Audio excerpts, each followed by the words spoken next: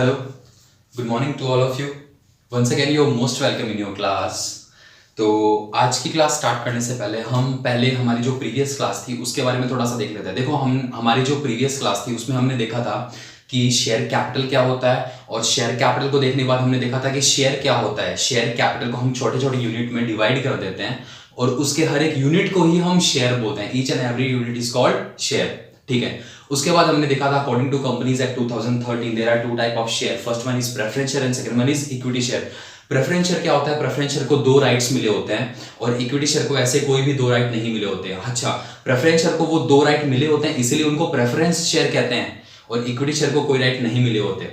ठीक है। तो अब उनको देखने से पहले, और ये प्रेफरेंस शेयर कितने टाइप्स के होते हैं, इक्विटी शेयर कितने टाइप के होते हैं, देखो हमारे पास एक तो था प्रेफरेंस शेयर, एक था इक्विटी शेयर। अब प्रेफरेंस शेयर भी टोटल 8 टाइप्स के होंगे, 8 टाइप्स के होंगे हमारे पास प्रेफरेंस शेयर, और इक्विटी शेयर केवल एक ही टाइप का होगा। ओके, तो आज की क्लास में हम वो प्रेफरेंस शेयर और इक्विटी शेयर को और अच्छे से डिस्कस करने वाले हैं कि कितने टाइप के प्रेफरेंस शेयर होते हैं और कितने टाइप के इक्विटी शेयर होते हैं। लेकिन उससे पहले हमारा जो प्रॉफिट डिस्ट्रीब्यूशन का प्रोसेस था उसको दोबारा देखना बहुत जरूरी है, क्योंकि इसी पे पूरा डिपेंड करता है, इसी पे डिपेंड करता है कि प्रेफरेंस शेयर के जो 8 टाइप्स है वो कैसे कैसे होंगे और वो कैसे कैसे प्रॉफिट में पार्टिसिपेट करेंगे। ठीक है, तो ध्यान से सुनना। हमने इसका जो नॉर्मल बिल्कुल ऐसे सिंपल फॉर्म में हमने प्रीवियस क्लास में देखा था, आज उसको बिल्कुल अच्छे से देखने वाले हैं। तो देखो, सबसे पहले हमारे पास होता है profit.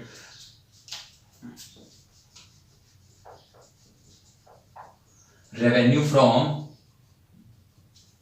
Operation, revenue from operation. तो ध्यान से सुनना, सबसे पहले कंपनी के पास या उनके पास सबसे बड़ा रेवेन्यू फ्रॉम ऑपरेशन, जिसको हम सेल भी बोलते हैं। क्या बोलते हैं? सेल्स। सेल्स। तो कंपनी के पास एक तो होती है सेल्स, और सेल भी हमारी एक तरह की इनकम है। उसके बाद हम उसमें ऐड करते हैं हमारी कोई अदर इनकम जो भी है, वो इनकम ऐड करने के बाद में हमारे पास आ जाएगी टोटल इनकम। हमारे पास क्या आ जाएगी? टोटल। उसके बाद में क्या होगा? हमारे पास जैसे ही टोटल इनकम आ गई, टोटल इनकम में से, अब सुनना, इनकम में से अब हम धीरे धीरे करके हमारे एक्सपेंस को लेस करते जाएंगे। सबसे पहले हम उसमें से जो भी हमारे एक्सपेंस होंगे उनको लेस करेंगे। एक्सपेंस को लेस करने के बाद अब हमारे पास होगा नेट प्रॉफिट। क्या होगा हमारे पास? Net profit. और नेट प्रॉफिट में से अब सबसे पहले जो हम चीज लेस करेंगे वो होगा इंटरेस्ट ऑन डिबेंचर। डिबेंचर पे जो इंटरेस्ट हम पे कर रहे हैं ना, हमने टोटल कितनी चीज देखी थी प्रीवियस क्लास में? हमने देखा था डिबेंचर क्या होता है, फिर हमने देखा था प्रेफरेंस शेयर, फिर हमने देखा था इक्विटी शेयर। उसमें से सबसे पहले हम डिबेंचर का इंटरेस्ट पे करने वाले हैं। क्या पे करने वाले हैं? डिबेंचर का इंटरेस्ट। क्यों पे करेंगे? क्योंकि डिबेंचर क्या है, हमने, कंपनी ने बाहर के लोगों से लोन लिया है और उस लोन पे कंपनी क्या कर रही है? इंटरेस्ट पे कर रही है। तो ये आउटसाइडर लायबिलिटी है, इसलिए कंपनी इसको सबसे पहले पे करेगी और प्रेफरेंस शेयर और इक्विटी शेयर पे डिविडेंड कंपनी बाद में देगी। यहां तक चीज समझ आ जानी चाहिए।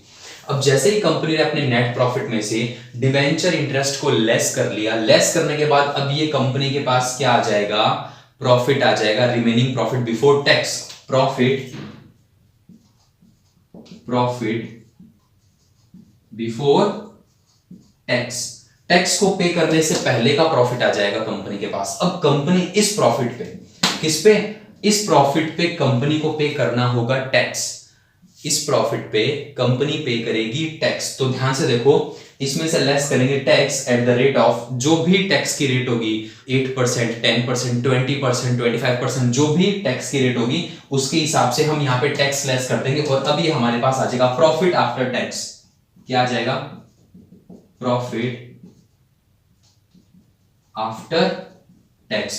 अब हमने टैक्स पे कर दिया, टैक्स पे करने के बाद हमारे पास यहां पे प्रॉफिट आ गया। ये जो प्रॉफिट है, ये प्रॉफिट है प्रॉफिट आफ्टर टैक्स। अब इस प्रॉफिट में से हमारे पास रिमेनिंग प्रॉफिट बच गया। अभी इस प्रॉफिट में से लेस किया जाता है preference share dividend at the rate of, preference share की भी कुछ ना कुछ रेट होती है, उस रेट से हम उनको डिविडेंड पे करते हैं। अब ये डिविडेंड पे करने के बाद कुछ ना कुछ प्रॉफिट बच जाएगा हमारे पास डेफिनेटली, और ये पूरा का पूरा प्रॉफिट, ये पूरा का पूरा जो रिमेनिंग प्रॉफिट होगा ये होगा इक्विटी शेयर होल्डर को, और ये हम डिविडेंड के फॉर्म में उन इक्विटी शेयर होल्डर को दे भी सकते हैं या फिर कुछ हमारे पास रिजर्व के फॉर्म में रख भी सकते हैं। कंपनी ये पूरा प्रॉफिट एज ए डिविडेंड के फॉर्म में डिस्ट्रीब्यूट भी कर सकती है और अपने पास मतलब कि कंपनी अपने पास इस प्रॉफिट को रिजर्व के फॉर्म में रख भी सकती है। यहां तक क्लियर है बात? ठीक है सर, एक चीज बताओ, आपने यहाँ पे डिवेंचर को इंटरेस्ट पे किया, उनकी कुछ ना कुछ इंटरेस्ट की रेट होगी क्या? बिल्कुल होगी। सेम उसी तरह से प्रेफरेंस शेयर के भी कुछ ना कुछ रेट होगी। क्यों? क्योंकि उनको हम कुछ पर्टिकुलर या जो प्री डिसाइडेड रेट है उससे उनको इंटरेस्ट या डिविडेंड देंगे, तभी तो हम सब लास्ट में नीचे तक पहुंच पाएंगे ना। मान लो कि डिवेंचर को कितना इंटरेस्ट देना है हमें पता ही नहीं है, तो हम यहाँ पे लेस कितना करेंगे, इसलिए प्री डिसाइडेड रेट होती है जिसको हम बोलते हैं कूपन रेट। क्या बोलते हैं? Coupon rate. उसी तरह प्रेफरेंस शेयर वालों की भी प्री डिसाइडेड रेट होती है। प्रेफरेंस शेयर वालों को हम जो उनका प्रेफरेंस शेयर उस पर डिविडेंड देंगे, और डिविडेंड भी किस में होगा? प्री डिसाइडेड रेट में होगा, प्री डिसाइडेड रेट में। अब ये जो लास्ट में बच गया ये पूरा का पूरा इक्विटी शेयर वालों का होता है। किसका होता है? पूरा का पूरा इक्विटी शेयर वालों का। लेकिन कंपनी में एक होती है एजीएम, जिसको हम बोलते हैं एनुअल जनरल मीटिंग। वो क्या होती है? सारे बोर्ड ऑफ डायरेक्टर्स हुए, उसमें इक्विटी शेयर, उसमें क्या हो, कंपनी के मेंबर्स को, इक्विटी शेयर होल्डर्स को भी बुलाया जाता है, और उसमें डिसाइड होता है कि कंपनी का जो इक्विटी शेयर होल्डर है ना, इक्विटी शेयर होल्डर, उनको कितना डिविडेंड दिया जाना है उसमें डिसाइड होगा। और उस जो बोर्ड मीटिंग, जो शेयर होल्डर्स की मीटिंग होगी जिसको हम एजीएम बोलते हैं, उसमें डिसाइड होगा कि इक्विटी शेयर वालों को कितना डिविडेंड दिया जाना है। तो जितना भी उसमें डिसाइड होगा उस हिसाब से यहाँ पे उनको डिविडेंड दिया जाता है। और फिर अगर कंपनी के पास कुछ प्रॉफिट बच जाता है तो कंपनी अपने रिजर्व में रख लेती है, लेकिन वो भी इक्विटी शेयर होल्डर वालों का ही होता है। क्लियर है बात यहां तक? ठीक है। तो सर इनको कितनी रेट से देंगे? तो देखो, जब भी हम डिवेंचर को, प्रेफरेंस शेयर को या इक्विटी शेयर को लिखेंगे तो ऐसा लिखा जाता है, कंपनी के पास 2000 डिवेंचर हैं। कितने हैं? 2000 डिवेंचर। 5%, अब देखो ये जो 5% है ये उस डिवेंचर का नाम है। 5% डिवेंचर, कंपनी के पास 2000 डिवेंचर है और वो डिवेंचर का नाम क्या है? 5% debenture at the rate of 100 rupees each. मतलब कंपनी के पास 2000 डिवेंचर है और उसमें से हर एक यूनिट की जो प्राइस है वो है 100 रुपए। मतलब कि जो कंपनी का टोटल डिवेंचर होगा, क्या होगा? डिवेंचर, वो कितना होगा? 2000 उसके डिवेंचर है और एक डिवेंचर की रेट कितनी है? 100 रुपीज। तो कंपनी के पास टोटल 2 लाख रुपीज के क्या है? 2 लाख रुपीज की कंपनी के पास डिवेंचर है। यहां तक चीज समझ में आई? ठीक है। अब बात करते हैं प्रेफरेंस शेयर की। तो सुनना, ये जो 7% प्रेफरेंस शेयर है ना, ये उस प्रेफरेंस शेयर का नाम है और इस 7% के हिसाब से हम उनको डिविडेंड देंगे। और डिवेंचर की बात करूं तो 5% के हिसाब से हम उनको क्या देंगे? इंटरेस्ट देंगे। तो सुनना, 5000 प्रेफरेंस शेयर है और हर एक प्रेफरेंस शेयर की रेट है 20 रुपीज ईच। तो देखना, मैं यहां पे लिखता हूं, यहां लिखो 5% डिवेंचर, यहां लिखो 7। इसके पास 5000 डिवेंचर है और हर एक डिवेंचर की रेट है 20 रुपीज। तो कंपनी के पास कितना हो गया? 1 लाख रुपीज की क्या हो गई कंपनी के पास? प्रेफरेंस शेयर कैपिटल हो गई। ये क्या है? प्रेफरेंस शेयर कैपिटल हो गई 1 लाख रुपीज की। ठीक है, नेक्स्ट लाइन में चलते हैं। तो कंपनी के पास 10,000 इक्विटी शेयर है। इक्विटी शेयर है कितना? 10,000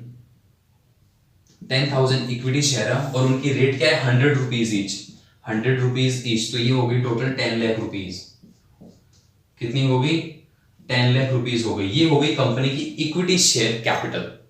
यहां पे आपको एक चीज समझ आ जानी चाहिए कि मैंने डिवेंचर के सामने ये रेट लिखी है, प्रेफरेंस शेयर के सामने एक रेट लिखी है, लेकिन इक्विटी शेयर के सामने कुछ भी रेट नहीं लिखी। क्यों नहीं लिखी? क्योंकि अभी तो मैंने बताया था कि डिवेंचर पे पहले से रेट फिक्स होती है और ये मैं 5% कर रहा हूं एग्जांपल के हिसाब से। और उसके बाद क्या? प्रेफरेंस शेयर की भी कुछ ना कुछ रेट होती है, ये भी प्री डिसाइडेड रेट होती है। तभी तो इनके नाम के साथ ही लिखा जाता है, ताकि कोई भी डिवेंचर को या प्रेफरेंस शेयर को परचेज करने से पहले उसकी रेट पे अच्छे से फोकस कर ले या गौर कर ले कि क्या मुझे ये डिवेंचर या प्रेफरेंस शेयर खरीदना चाहिए कि नहीं खरीदना चाहिए। लेकिन इक्विटी शेयर के साथ ऐसी कोई भी रेट नहीं होती, क्योंकि पूरे साल ऑपरेशन वर्क करने के बाद में एंड में एक मीटिंग होती है जिसको हम बोलते हैं एजीएम, एनुअल जनरल मीटिंग। उसमें शेयर होल्डर और जो डायरेक्टर्स होंगे उनकी एक मीटिंग होगी, उसमें डिसाइड होगा कि इक्विटी शेयर वालों को कितना प्रॉफिट दिया जाना है। ये सारा बाद में डिसाइड होगा। क्लियर है? ठीक है। तो इस तरह से हमारी होती है जो शेयर कैपिटल क्या होता है, प्रेफरेंस शेयर कैपिटल क्या होता है या डिविडेंड क्या होता है, ये सारी चीजें होती है। यहां तक चीज समझ में। अब बात करते हैं कि हमारे पास प्रेफरेंस शेयर या इक्विटी शेयर कितने होंगे? सर हमें बताओ तो सही। तो सुनना, हमारे पास 8 टाइप के होंगे प्रेफरेंस शेयर। कितने टाइप के? 8 टाइप्स के। और उनको सीखने से पहले हमें ये प्रॉफिट की जो प्रोसेस है ये भी समझ में आ जानी चाहिए। अगर आ गई तो आपको वो 8 टाइप के प्रेफरेंस शेयर भी इजीली समझ में आ जाएंगे। तो सुनना, हमारे पास टोटल जो प्रेफरेंस शेयर होंगे वो होंगे 8 टाइप के। ठीक है, तो मैं यहां लिख देता हूं प्रेफरेंस शेयर।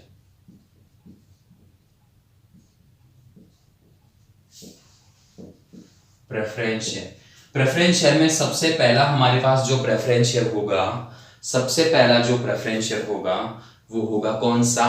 कन्वर्टेबल और नॉन कन्वर्टेबल। तो सुनना, कौन सा होगा?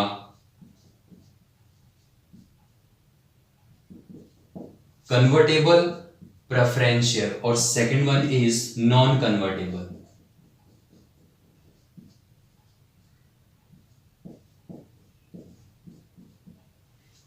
Second one is non convertible.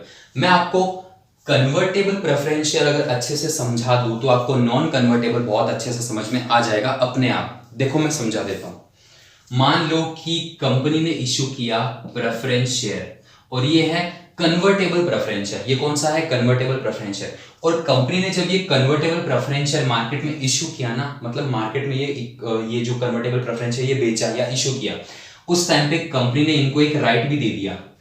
जो कन्वर्टेबल प्रेफरेंस शेयर है उन शेयर होल्डर्स को, उन प्रेफरेंस शेयर होल्डर्स को एक राइट भी दे दिया कि आप 2 साल के बाद में, आफ्टर 2 ईयर आप इस प्रेफरेंस शेयर को कन्वर्ट करवा सकते हो इक्विटी शेयर में। मतलब जब कंपनी ने प्रेफरेंस शेयर को मार्केट में इशू किया तो इशू करने के टाइम पे कंपनी ने उन शेयर होल्डर को उन प्रेफरेंस शेयर के साथ एक एक्स्ट्रा राइट और दिया कि आप 2 साल के बाद चाहो तो आप इस प्रेफरेंस शेयर को इक्विटी शेयर में कन्वर्ट करवा सकते हो। अरे वाह, मौज हो गई शेयर होल्डर्स के, तो मौज हो गई। उन्होंने बोला ठीक है, अगर हमें प्रेफरेंस शेयर से कुछ प्रॉफिट नहीं मिलेगा तो हम उसको इक्विटी शेयर में कन्वर्ट करवा लेंगे। तो ये होता है हमारा कन्वर्टेबल प्रेफरेंस शेयर। तो सुनना, कन्वर्टेबल प्रेफरेंस शेयर क्या होता है? कन्वर्टेबल प्रेफरेंस शेयर ऐसा शेयर होता है जिसके साथ एक एक्स्ट्रा राइट दिया जाता है कि अगर प्रेफरेंस शेयर का होल्डर चाहे तो एक पर्टिकुलर टाइम के बाद इस प्रेफरेंस शेयर को इक्विटी शेयर में कन्वर्ट करवा सकता है। क्लियर है? और नॉन कन्वर्टेबल प्रेफरेंस शेयर के साथ ऐसा कोई भी राइट नहीं होता। इससे इसका होल्डर इक्विटी शेयर में कन्वर्ट नहीं करवा सकता, इसके साथ ऐसा कोई भी राइट नहीं मिलता। तो ये हो गया नॉन कन्वर्टेबल। कितना ईजी है? कन्वर्टेबल को हम इक्विटी शेयर में कन्वर्ट करवा सकते हैं और नॉन कन्वर्टेबल को हम इक्विटी शेयर में कन्वर्ट नहीं करवा सकते। बहुत ईजी है। नेक्स्ट क्या है हमारे पास? फिर से हमारे पास 2 है, ए, बी और सी और डी। अब देखना ये कौन से हैं। एक पार्टिसिपेटिंग, एक होता है non participating.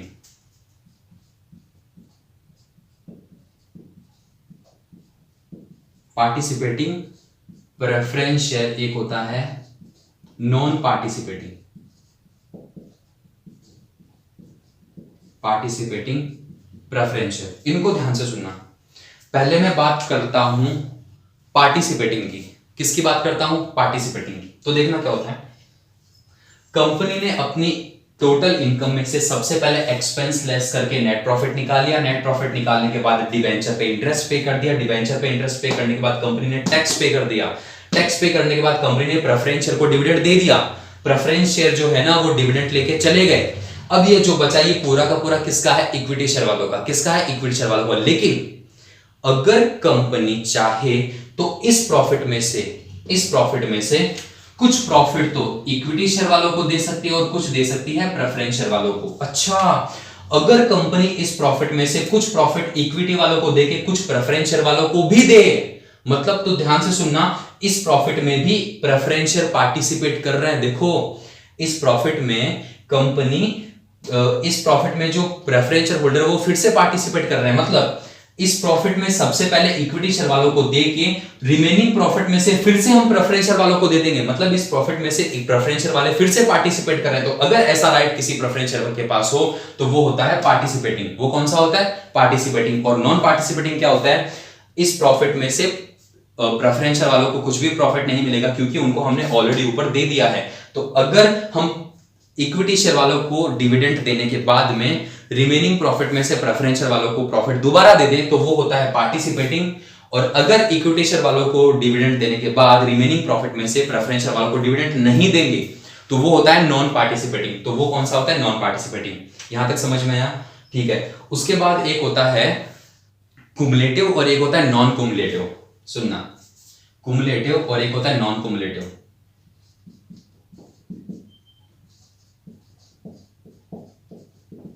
Cumulative preference share और non cumulative preference share. Cumulative preference share और नॉन कुमुलेटिव प्रेफरेंस शेयर क्या होता है? सुनना, देखो कंपनी क्या कर रही है, प्रॉफिट डिस्ट्रीब्यूट कर रही है। जस्ट सपोज कंपनी के पास ये जो इंटरेस्ट देने के बाद जो प्रॉफिट आया, इंटरेस्ट देने के बाद जो प्रॉफिट आया, ठीक है, इस प्रॉफिट में से कंपनी ने टैक्स पे कर दिया और अब कंपनी के पास कुछ प्रॉफिट बचा ही नहीं। यहां पे प्रॉफिट बच गया 0। प्रॉफिट आफ्टर टैक्स कंपनी के पास प्रॉफिट आ गया 0। चलो मैं 000 लिख देता हूं, अब तो खुश हो। तो कंपनी के पास प्रॉफिट बच गया 0। अब कंपनी के पास प्रॉफिट ही नहीं है तो क्या कंपनी प्रेफरेंस शेयर वालों को डिविडेंड देगी क्या, या इक्विटी शेयर वालों को देगी? बिल्कुल नहीं देगी, बिल्कुल नहीं देगी। चलो भाई, तो कंपनी ने पहले साल फर्स्ट ईयर में प्रेफरेंस शेयर वालों को कुछ भी प्रॉफिट नहीं दिया। सेकंड ईयर में भी कंपनी ने प्रेफरेंस शेयर वालों को कुछ भी प्रॉफिट नहीं दिया क्योंकि कंपनी के मान लो प्रॉफिट हो ही नहीं रहा। और तीसरी साल कंपनी को बहुत सारा प्रॉफिट हो गया, कंपनी को प्रॉफिट हो गया बहुत सारा। अब है कंपनी खुश, अब है कंपनी खुश। तो सुनना, अब यहां पे प्रॉफिट बच गया बहुत सारा, मान लो यहां पे बहुत सारा प्रॉफिट पड़ा है, ठीक है। अब इस प्रॉफिट में से हम देंगे प्रेफरेंस शेयर वालों को। किसको देंगे? प्रेफरेंस शेयर वालों को।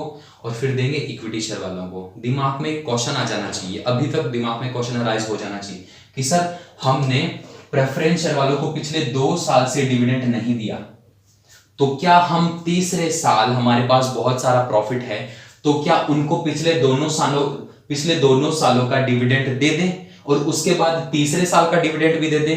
तो सुनना, अगर प्रेफरेंस शेयर को पिछले दोनों सालों का प्रॉफिट लेने का राइट है, पिछले दोनों सालों का प्रॉफिट लेने का राइट है, तो वो होता है क्यूमुलेटिव प्रेफरेंस शेयर। वो कौन सा होता है? Cumulative preference share. और अगर उन प्रेफरेंस शेयर होल्डर के पास पिछले दोनों सालों का प्रॉफिट लेने का कोई राइट नहीं होता, उनको हम केवल तीसरे साल का डिविडेंड दे रहे हैं, तो वो होता है नॉन क्यूमुलेटिव।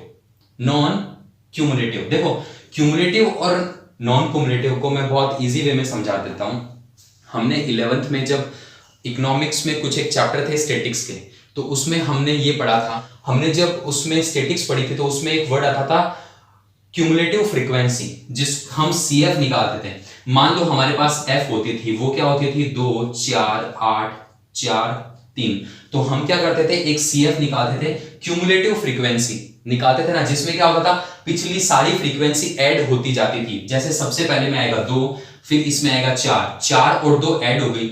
उसी तरह जब मैं इसके सामने लिखूंगा तो ये कितने हो जाएगी? 14। देखो इसमें ये सारी की सारी ऐड है प्रीवियस वाली। जब मैं इसके सामने लिखूंगा तो ये हो जाएगा 18 और जब यहां आऊंगा तो ये हो जाएगा 21। तो देखो ना, इसमें ये सारी पिछली वाली ऐड है। उसी तरह से क्यूमुलेटिव का मतलब क्या होता है? क्यूमुलेटिव प्रेफरेंस शेयर वो होते हैं जिनको पिछले प्रीवियस में जो उनका प्रेफरेंस शेयर का जो एरर रह गया था वो भी मिलने का पूरा राइट होता है, वो होता है क्यूमुलेटिव प्रेफरेंस शेयर। और नॉन क्यूमुलेटिव प्रेफरेंस शेयर में ऐसा कोई राइट नहीं होता। अगर उन प्रेफरेंस शेयर वालों का पिछला जो एरर वो छूट गया तो वो छूट ही गया, अब उनको दोबारा नहीं देने वाले हम, तो वो होता है नॉन क्यूमुलेटिव। वो कौन सा होता है? Non cumulative. अब इसके अलावा हमारे पास 2 टाइप के और प्रेफरेंस शेयर होंगे जिनको मैं एक्सप्लेन करता हूं, देखो ध्यान से। और उनको एक्सप्लेन करने से पहले आपको एक छोटी सी चीज और समझा दूं मैं, छोटी सी चीज, उसको ध्यान से समझना। देखो यहां कर दूं क्या एक्सप्लेन? देखो ध्यान से सुनना।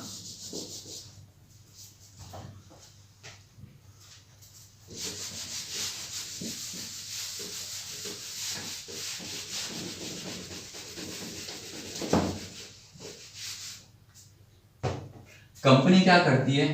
प्रेफरेंस शेयर को मार्केट में इश्यू करती है, मार्केट में इश्यू करती है और इश्यू करके बदले में पैसे ले लेती है, मनी ले ली। अब कंपनी उस पैसे को या मनी को अपनी जो भी ड्यूरेशन होगा, 2 साल 5 साल या 10 साल, उस पीरियड में उस मनी को काम में लेगी और बदले में ये जो कंपनी है ना, कंपनी ये उन शेयर होल्डर को देगी डिविडेंड। ये चीज मैंने आपको प्रीवियस क्लास में समझाई थी, ठीक है। अब मान लो कंपनी ने जो ये प्रेफरेंशियल इशू किए थे ना, प्रेफरेंशियल इशू किए थे, कंपनी ने पहले से डिसाइड कर दिया कि मैं 10 साल के बाद आपका ये जो पैसे हैं वो रिटर्न कर दूंगा। अब सुनना, मान लो 10 साल कंप्लीट हो गए, 10 साल कंप्लीट हो गए। अब 10 साल के बाद में क्या होगा, कंपनी इनसे ये जो शेयर कंपनी ने इशू किए थे ये शेयर वापस ले लेगी, ये शेयर कंपनी वापस ले लेगी। तो कंपनी के पास प्रेफरेंशियल वापस आ जाएंगे और कंपनी इनको ये मनी रिटर्न कर देगी। मनी क्या कर देगी, रिटर्न कर देगी। और जब कंपनी अपने शेयर का जो पैसे वो रिटर्न करती है उसको बोलते हैं रिडेम्पशन। उस प्रोसेस को क्या बोलते हैं,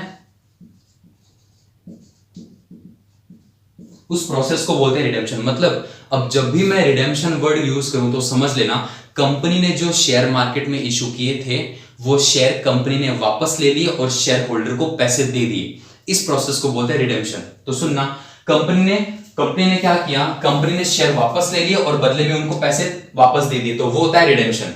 वो क्या होता है, रिडेम्पशन। और ये जो रिडेम्पशन का प्रोसेस है ये डिबेंचर में भी होता है, प्रेफरेंशियल में भी होता है, लेकिन इक्विटी शेयर में रिडेम्पशन का प्रोसेस नहीं होता। अगर इक्विटी शेयर में ये प्रोसेस हो रही है तो उसको हम बोलते हैं बाईबैक। उसको क्या बोलते हैं, बाईबैक। अगर कंपनी अपने डिबेंचर वापस ले रही है और डिबेंचर होल्डर को पैसे दे रही है तो उसको बोलते हैं redemption of debenture, redemption of debenture.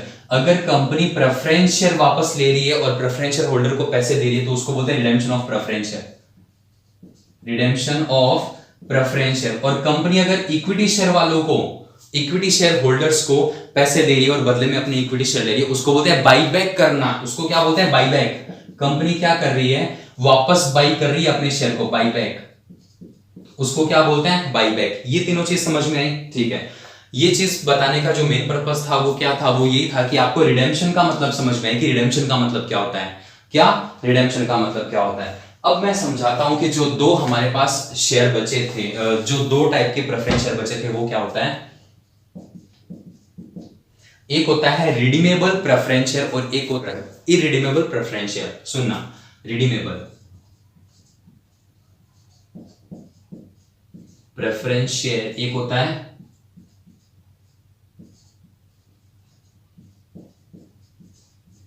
Irredeemable preference share. देखो रिडीमेबल प्रेफरेंस शेयर क्या होता है, जब कंपनी मार्केट में प्रेफरेंस शेयर इशू करती है तो इशू करते टाइम पे, at the time of issuing of the preference share, company पहले से डिसाइड कर देती है कि हम 10 साल के बाद उन शेयर को रिडेम्पशन करने वाले हैं, या 5 साल के बाद में उन शेयर्स का हम रिडेम्पशन करने वाले हैं, या 4 साल के बाद में। अगर कंपनी पहले से ही डिसाइड कर देती है कि हम उन शेयर का रिडेम्पशन कब करने वाले हैं तो वो होता है रिडीमेबल प्रेफरेंस शेयर। वो कौन सा होता है, रिडीमेबल। जब कंपनी मार्केट में प्रेफरेंस शेयर इशू कर रही होती, at the time of issue of preference share, जब कंपनी मार्केट में प्रेफरेंस शेयर को इशू कर रही होती है उसी टाइम पे अगर कंपनी रिडेम्पशन का टाइम बता दे कि हम इन प्रेफरेंस शेयर का रिडेम्पशन कब करने वाले हैं, हम इन शेयर का रिडेम्पशन कब करने वाले, अगर वो इशू करने के टाइम पे ही बता दे तो वो होता है रिडीमेबल प्रेफरेंस शेयर। वो कौन सा होता है, रिडीमेबल। अब दिमाग में एक चीज और, तो सर अगर कंपनी मार्केट में प्रेफरेंस शेयर इशू कर रही है उस टाइम पे रिडेम्पशन का टाइम ना बताए तो वो इरिडीमेबल होगा क्या, बिल्कुल। अगर कंपनी जब मार्केट में प्रेफरेंस शेयर इशू कर रही है उस टाइम पे ही अगर वो नहीं बताती कि हम इन प्रेफरेंस शेयर को वापस रिडेम्पशन कब करने वाले हैं तो वो होता है इरिडीमेबल प्रेफरेंस शेयर। तो सर ऐसे शेयर्स का रिडेम्पशन कब किया जाता है, जब company irredeemable preference share issue कर रही है तो ऐसे शेयर का रिडेम्पशन किया जाता है at the time of winding up of the company. जब कंपनी का वाइंडिंग अप हो रहा है उस टाइम पे ऐसे शेयर का रिडेम्पशन किया जाता है। समझ में यहां तक बात। लेकिन इंडिया ये जो कंपनीज एक्ट 2013 है ना, वो इस शेयर को पूरा का पूरा प्रोहिबिट करती है। इस शेयर को कंपनीज एक्ट 2013 मार्केट में इशू करने का राइट कंपनी को बिल्कुल नहीं देती। तो इस तरह का शेयर है वो मार्केट में इशू ही नहीं किया जाता। क्यों, क्योंकि जब कंपनी मार्केट में प्रेफरेंस शेयर इशू कर रही है उस टाइम पे कंपनी बता ही नहीं रही कि हम इन शेयर का रिडेम्पशन कब करेंगे, तो भाई इन शेयर को खरीदेगा कौन। दूसरी बात, ये तो फिर रिस्क हो गया ना प्रेफरेंस शेयर होल्डर को, तो उस रिस्क से बचाने के लिए कंपनीज एक्ट ने इसको पूरा प्रोहिबिट किया, पूरा मना किया है। तो कंपनी ऐसे शेयर इशू करती नहीं है। Company redeemable preference share issue कर सकती है। क्यों, क्योंकि इसमें क्या है कि जब कंपनी प्रेफरेंस शेयर इशू करेगी तो उसी टाइम पे बता देगी कि हम इस शेयर को कब रिडीम्ड करने वाले हैं, कब इन शेयर का रिडेम्पशन करने वाले हैं। क्लियर है? तो ये थे हमारे पास 8 टाइप के प्रेफरेंस शेयर, 8 टाइप के प्रेफरेंस शेयर। एक बार फटाफट इनका रिवाइज कर लेते हैं। देखो, कन्वर्टेबल प्रेफरेंस शेयर होता है जिनको एक पर्टिकुलर टाइम के बाद या एक पर्टिकुलर टाइम में इनको इक्विटी शेयर में कन्वर्ट करवा सकते हैं, इक्विटी शेयर में कन्वर्ट करवा सकते हैं। इसको हम इक्विटी शेयर में कन्वर्ट नहीं करवा सकते।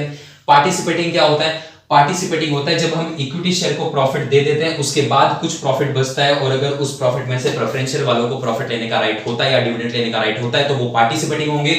और जिन प्रेफरेंस शेयर पे ऐसा कोई राइट नहीं होता उनको बोलते हैं non participating. Cumulative preference share क्या होता है? नॉन क्यूमुलेटिव क्या होता है? क्यूमुलेटिव प्रेफरेंस शेयर होता है अगर प्रेफरेंस शेयर का पिछले साल का कुछ डिविडेंड एरर रह गया, उनको हमने पिछले साल का डिविडेंड नहीं दिया और जब कभी भी कंपनी के पास बहुत सारा प्रॉफिट होगा या इनफ प्रॉफिट होगा तो उस केस में उनको जो प्रीवियस ईयर के जो एरर है अगर वो भी हम उनको दे देंगे या प्रीवियस ईयर का जो डिविडेंड है वो भी उनको लेने का राइट होगा तो वो होगा क्यूमुलेटिव प्रेफरेंस शेयर। और अगर ऐसे प्रेफरेंस शेयर को ऐसा कोई राइट नहीं होगा, मतलब अगर उनका कोई एरर रह गया तो वो हमेशा के लिए रह गया। क्लियर है बात? तो वो होता है नॉन क्यूमुलेटिव। वो कौन सा होता है? Non cumulative. उसके बाद होता है रिडीमेबल। जब कंपनी अपने प्रेफरेंस शेयर्स मार्केट में इशू करती है उसी टाइम पे अगर वो उनके रिडेम्पशन का टाइम बता दे कि हम इन प्रेफरेंस शेयर का रिडेम्पशन, मतलब कि हम आपसे वापस प्रेफरेंस शेयर कब लेंगे और आपको वो मनी रिटर्न कब करेंगे, ये चीज बता दे कि हम आपको कितने टाइम के बाद में ये प्रोसेस फॉलो करने वाले हैं, तो वो होता है रिडीमेबल प्रेफरेंस शेयर। और अगर कंपनी ये बिल्कुल ना बताए, कंपनी प्रेफरेंस शेयर इशू करते टाइम बिल्कुल ना बताए कि हम इन शेयर्स का रिडेम्पशन कब करने वाले हैं, तो वो होता है इरिडीमेबल प्रेफरेंस शेयर। और इस टाइप का जो शेयर है वो कंपनी इशू नहीं कर सकती। इंडिया में ये पूरी तरह से प्रोहिबिट है। यहां तक बात समझ में आई? ठीक है, तो ये हुआ हमारा प्रेफरेंस शेयर की बात। अब बात करते हैं इक्विटी शेयर की बात। किसकी बात करते हैं? इक्विटी शेयर की। तो सुनना, इक्विटी शेयर वो है जो प्रेफरेंस शेयर नहीं है। बात खत्म। मतलब प्रेफरेंस शेयर को 2 राइट मिले होते हैं और अगर किसी शेयर के पास वो दोनों राइट नहीं है तो वो होगा इक्विटी शेयर, जिसको हम ऑर्डिनरी शेयर भी बोलते हैं। और ये जो इक्विटी शेयर होल्डर वाले होते हैं ना, इक्विटी शेयर होल्डर, वही कंपनी के रियल ओनर होते हैं, वही कंपनी के असली ओनर होते हैं। समझ में आई बात? तो आज की क्लास में हमने पढ़ा प्रेफरेंस शेयर क्या होता है, इक्विटी शेयर क्या होता है, और हमने पूरी जो प्रॉफिट डिस्ट्रीब्यूशन की जो प्रोसेस है उसको देखी और हमने 8 टाइप के प्रेफरेंस शेयर्स भी देखे। ठीक है, नेक्स्ट क्लास में हम देखने वाले हैं कि हमारी शेयर कैपिटल कितनी तरह की होती है। ठीक है, तो मिलते हैं नेक्स्ट क्लास में। Thank you.